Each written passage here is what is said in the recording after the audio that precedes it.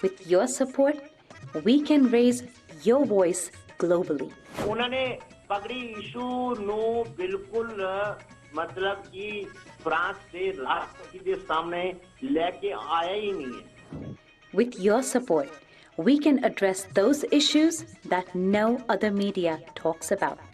ਜੋ ਹਾਲ ਅਕਾਲੀਆਂ ਨੇ ਬਾਦਲ ਕਿਆ ਨੇ ਇਹਨਾਂ ਨੇ ਸਿੱਖੀ ਦਾ ਤੇ ਬੇੜਾ ਗਰਕ ਕੀਤਾ ਹੈ। With your support, we can bring you breaking news from around the world.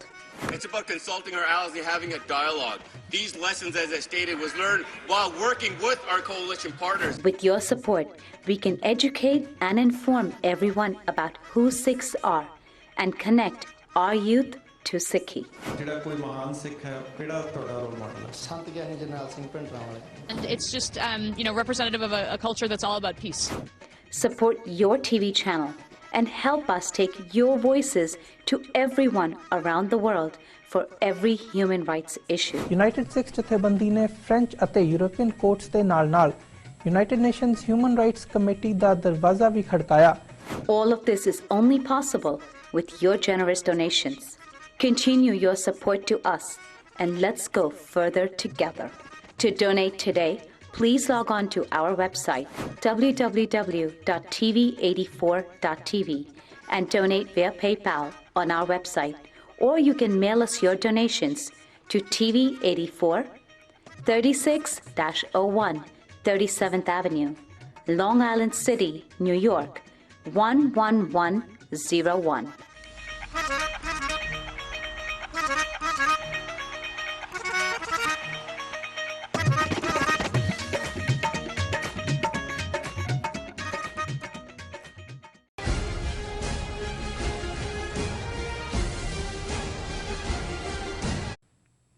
Viewers, welcome back in our program.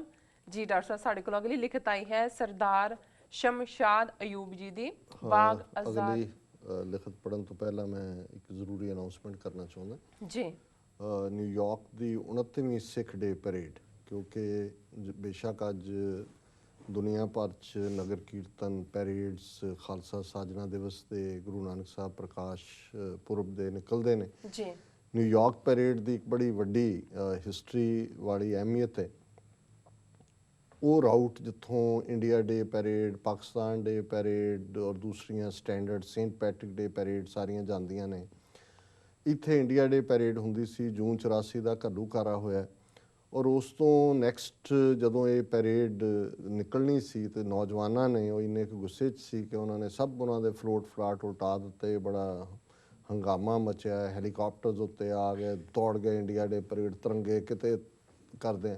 ਔਰ ਉਦੋਂ ਸਿੱਖਾਂ ਨੇ ਇਹ ਆਪਸ ਦੇ ਵਿੱਚ ਬੈਠ ਕੇ ਅਗਲੇ ਸਾਲ ਤੱਕ ਪਹੁੰਚਦਿਆਂ ਫੈਸਲਾ ਕੀਤਾ ਕਿ ਨੋ ਮੋਰ ਵਿਦ ਇੰਡੀਆ।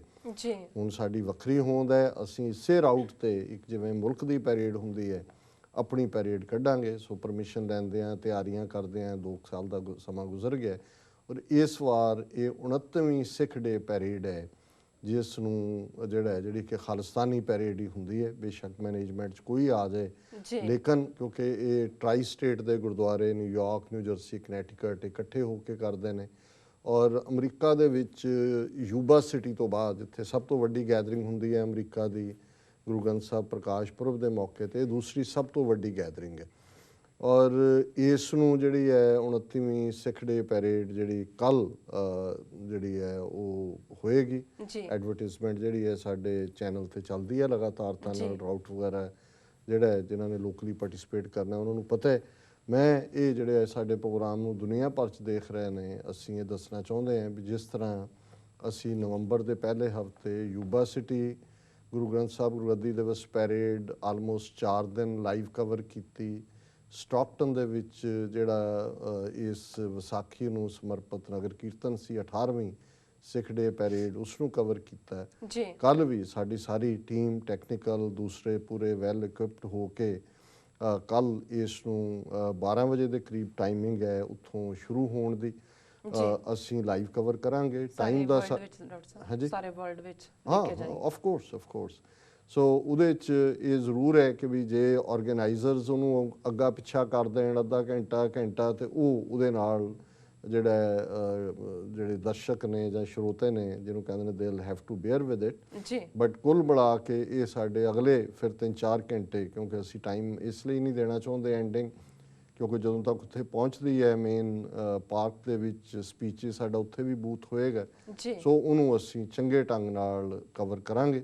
ਔਰ ਅਸੀਂ ਸਮਝਦੇ ਹਾਂ ਵੀ ਜਿੱਥੇ ਅਸੀਂ ਐਕਸਟਰਾ ਐਫਰਟ ਕਰਦੇ ਹਾਂ, ਐਕਸਟਰਾ ਐਕਸਪੈਂਸਿਸ ਕਰਦੇ ਹਾਂ, ਉੱਥੇ ਦਰਸ਼ਕ ਵੀ ਬੇਸ਼ੱਕ ਹੋਰ ਵੀ ਉਹਨਾਂ ਦੇ ਕੋਲ ਰੁਝੇਵੇਂ ਹੋਣਗੇ, ਲੇਕਿਨ ਇਸ ਗੱਲ ਨੂੰ ਯਕੀਨੀ ਬਣਾਉਣ ਕਿ ਉਸ ਮੌਕੇ ਦੇ ਉੱਤੇ ਆਪਣੇ ਆਈਫੋਨਸ, ਆਪਣੇ ਆਈਪੈਡਸ, ਆਪਣੇ ਦੂਸਰੇ ਜਿਹੜੇ ਨੈਟਵਰਕਸ ਨੇ ਇੰਟਰਨੈਟ ਨੂੰ ਔਨ ਕਰਨ। ਉਹਦਾ ਵੀ ਸਾਨੂੰ ਬੂਸਟ ਮਿਲਦਾ ਹੈ ਕਿ ਉਸ ਪੀਰੀਅਡ 'ਚ ਕਿੰਨੇ ਲੋਕ ਜਿਹੜੇ ਨੇ ਉਹ ਜਿਹੜੇ ਨੇ ਉਸ ਨੂੰ ਵਾਚ ਕਰ ਰਹੇ ਸੀ। ਜੀ ਸੋ ਇਹ ਅਨਾਉਂਸਮੈਂਟ ਹੈ ਹੁਣ ਤੁਸੀਂ। ਜੀ ਡਾਕਟਰ ਸਾਹਿਬ, ਸਾਡੇ ਕੋਲ ਲਿਖਤ ਆਈ ਹੈ ਸਰਦਾਰ ਸ਼ਮਸ਼ਾਦ ਅਯੂਬ ਜੀ ਦੀ ਬਾਗ ਆਜ਼ਾਦ ਕਸ਼ਮੀਰ ਪਾਕਿਸਤਾਨ ਤੋਂ। ਇਹ ਲਿਖਦੇ ਹਨ, ਸਤਿਕਾਰਯੋਗ ਸੱਚੋ ਸੱਚ ਦੀ ਟੀਮ ਨੂੰ ਮੈਂ ਇਹ ਕਹਿਣਾ ਚਾਹੁੰਦਾ ਹਾਂ ਕਿ ਅਸੀਂ ਸਿੱਖ ਭਰਾਵਾਂ ਦੀਆਂ ਸਮੱਸਿਆਵਾਂ ਤੇ ਉਹਨਾਂ ਦੀ ਦੂਰਦ੍ਰਿਸ਼ਟੀ ਨੂੰ ਸਮਝਦੇ ਹਾਂ।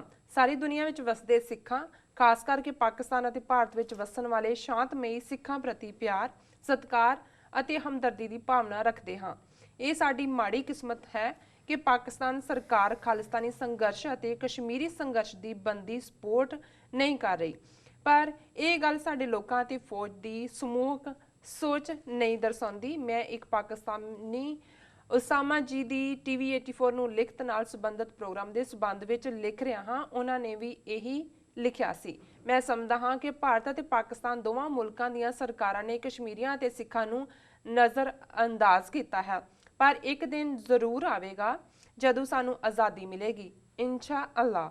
ਮੈਂ ਵਾਅਦਾ ਕਰਦਾ ਹਾਂ ਕਿ ਜਦੋਂ ਵੀ ਖਾਲਿਸਤਾਨ ਆਵਾਜ਼ ਮਾਰੇਗਾ ਅਸੀਂ ਕਸ਼ਮੀਰੀ ਉਹਨਾਂ ਦੇ ਨਾਲ ਖੜੇ ਹੋਵਾਂਗੇ। ਮੈਨੂੰ ਆਪਣੇ ਵਿਚਾਰ ਪ੍ਰਗਟ ਕਰਨ ਦੀ ਇਜਾਜ਼ਤ ਦੇਣ ਲਈ ਧੰਨਵਾਦ। ਪੰਜਾਬੀ ਵਿੱਚ ਨਾ ਲਿਖਣ ਲਈ ਮੁਆਫ ਕਰਨਾ। ਜੀ ਡਾਕਟਰ ਸਾਹਿਬ। ਸਰਦਾਰ ਸ਼ਮਸ਼ਾਦ ਅਯੂਬ ਜੀ ਦਾ ਬਹੁਤ ਬਹੁਤ ਸ਼ੁਕਰੀਆ। ਉਹਨਾਂ ਨੇ ਸਾਨੂੰ ਬਾਗ ਕਸ਼ਮੀਰ ਤੋਂ ਲਿਖਿਆ ਜੀ। ਇਹ ਬਾਗ ਕਿਸੇ ਵੇਲੇ ਹੁਣ ਸ਼ਾਇਦ ਜ਼ਿਲ੍ਹਾ ਹੋਏ, ਤਹਿਸੀਲ ਹੁੰਦੀ ਸੀ ਜਦੋਂ ਤੁਸੀਂ ਮੁਜ਼ੱਫਰਾਬਾਦ, ਬਾਗ, ਸੁਦਨਤੀ, ਪੁੰਛ ਇਹ ਸਾਰੀ ਬੈਲਟ ਹੈ। ਔਰ ਇਸ ਵੇਲੇ ਜਿਹੜਾ ਕਸ਼ਮੀਰ ਆਜ਼ਾਦ ਕਸ਼ਮੀਰ ਹੈ ਪਾਕਿਸਤਾਨ ਦੇ ਨਾਲ ਲੱਗਦਾ ਹੈ, ਉਸ ਦੇ ਵਿੱਚ ਇਹ ਸਾਰਾ ਖੁਸ਼ਹਾਲ ਏਰੀਆ ਹੈ, ਮੀਰਪੁਰ, ਬਾਗ, ਮੁਜ਼ੱਫਰਾਬਾਦ। ਜੀ ਸੋ ਸਾਨੂੰ ਖੁਸ਼ੀ ਹੈ ਕਿ ਵੀ ਉਹਨਾਂ ਨੇ ਵੀ ਜਿਵੇਂ ਵੀਰ ਉਸਾਮਾ ਜੀ ਨੇ ਲਿਖਿਆ ਸੀ ਕਿ ਭਾਈ ਬੇਸ਼ੱਕ ਹਕੂਮਤਾਂ ਦੀਆਂ ਪਾਲਿਸੀਜ਼ ਕੀ ਨੇ ਕੀ ਨਹੀਂ, ਲੇਕਿਨ ਆਮ ਲੋਕ ਔਰ ਫੌਜ ਦੇ ਵਿੱਚ ਵੀ ਸਿੱਖਾਂ ਦੇ ਲਈ ਹਮਦਰਦੀ ਹੈ, ਸਪੋਰਟ ਹੈ। ਔਰ ਉਹਨਾਂ ਨੇ ਕਿਹਾ ਕਿ ਭਾਈ ਜਦੋਂ ਵੀ ਸਿੱਖ ਆਵਾਜ਼ ਮਾਰਨਗੇ ਅਸੀਂ ਕਸ਼ਮੀਰੀ ਹਮੇਸ਼ਾ ਹਾਜ਼ਰ ਹੈ। ਜੀ ਅਸੀਂ ਵੀ ਇਹੀ ਫੀਲਿੰਗ ਰੱਖਦੇ ਹਾਂ, ਅਸੀਂ ਸਮਝਦੇ ਹਾਂ ਕਿ ਵੀ ਸਾਡੀ ਡੈਸਟਨੀ ਟੂਗੈਦਰ ਹੈ, ਦੁਸ਼ਮਣ ਸਾਡਾ ਇੱਕ ਹੈ, ਔਰ ਆਪਸ ਦੇ ਵਿੱਚ ਹੱਥ ਮਿਲਾ ਕੇ ਔਰ ਹੱਥ ਫੜ ਕੇ ਅਸੀਂ ਇੱਕ ਦੂਸਰੇ ਦੇ ਮਦਦਗਾਰ ਹੋਈਏ। ਔਰ ਸ਼ਾਇਦ ਆਉਣ ਵਾਲੇ ਸਮੇਂ ਜੋ ਡਿਵੈਲਪਮੈਂਟ ਜਿਵੇਂ ਅੱਜ ਦੇ ਅਸੀਂ ਪਹਿਲੇ ਸੈਗਮੈਂਟ 'ਚ ਡਿਸਕਸ ਕੀਤੀਆਂ, ਜੀ ਜਿਵੇਂ ਭਾਰਤ ਖੁੱਲ੍ਹੇ ਤੌਰ 'ਤੇ ਬਲੋਚਿਸਤਾਨ ਦੇ ਵਿੱਚ ਇੰਟਰਫੀਅਰੈਂਸ ਕਰ ਰਿਹਾ ਹੈ, ਹੁਣ ਜਿਹੜਾ ਸਿੰਗਕਿਆਂਗ ਦੇ ਮਾਮਲੇ ਦੇ ਵਿੱਚ ਵੀ ਆ ਵੜਿਆ, ਅਤੇ ਚਾਈਨਾ, ਪਾਕਿਸਤਾਨ, ਇਹਨਾਂ ਮੁਲਕਾਂ ਨੂੰ ਵੀ ਖਾਲਿਸਤਾਨ ਕਸ਼ਮੀਰ ਦੀ ਤਹਿਰੀਕ ਦੀ ਅਹਿਮੀਅਤ ਸ਼ਾਇਦ ਜ਼ਿਆਦਾ ਚੰਗੀ ਤਰ੍ਹਾਂ ਸਮਝ ਆਏ ਔਰ ਇਹਨਾਂ ਵੱਲੋਂ ਸਾਨੂੰ ਐਟਲੀਸਟ ਪੋਲੀਟੀਕਲ ਡਿਪਲੋਮੈਟਿਕ ਸਪੋਰਟ। ਬਾਕੀ ਅਸੀਂ ਆਪਣੀ ਲੜਾਈ ਆਪ ਲੜਨ ਦੇ ਸਮਰੱਥ ਹੈ, ਪਰ ਸਾਨੂੰ UN ਲੈਵਲ 'ਤੇ, ਇੰਟਰਨੈਸ਼ਨਲ ਲੈਵਲ 'ਤੇ, ਮੀਡੀਆ ਲੈਵਲ 'ਤੇ ਡਿਪਲੋਮੈਟਿਕ ਸਪੋਰਟ ਦੀ ਲੋੜ ਹੈ। ਸੋ ਇਹਨਾਂ ਦਾ ਬਹੁਤ ਬਹੁਤ ਸ਼ੁਕਰੀਆ ਸ਼ਮਸ਼ਾਦ ਅਯੂਬ ਜੀ ਦਾ, ਉਹਨਾਂ ਨੇ ਸਾਨੂੰ ਲਿਖਿਆ। ਇੱਥੇ ਲੈਣੇ ਆ ਬ੍ਰੇਕ। ਵੀਅਰਸ ਤੁਸੀਂ ਨਾਲ ਇਸ ਤਰ੍ਹਾਂ ਮਿਲਦੇ ਹਾਂ ਛੋਟੇ ਜਿਹੇ ਬ੍ਰੇਕ ਤੋਂ ਬਾਅਦ।